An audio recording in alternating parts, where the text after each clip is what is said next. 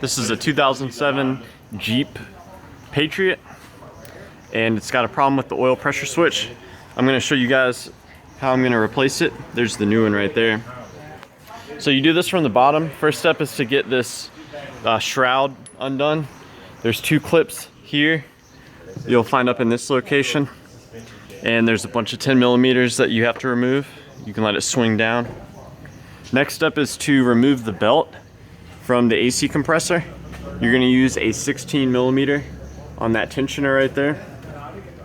If you pull it this way, that's how you relieve tension off the belt. Once the belt has been removed from the AC compressor, there's a total of 3 bolts that are 13 millimeter that you remove. There's one there, there's one up there, and there's another one right up in here. This is what they look like here. I also went ahead and disconnected the compressor.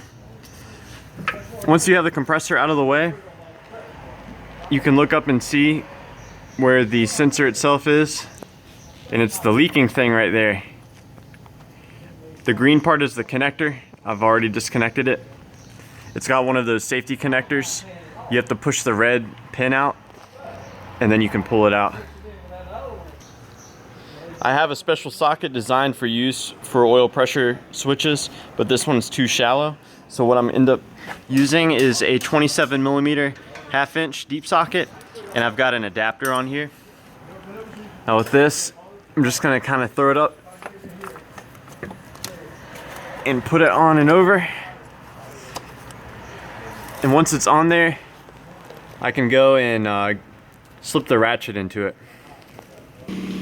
So my 3/8 ratchet with the adapter was a little too deep. Didn't have enough clearance. So I ended up just throwing this 1/2 inch ratchet in here. And I'm getting it pretty loose.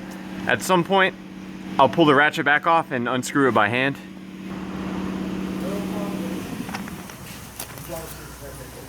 Got the sensor out, gonna thread the new one in.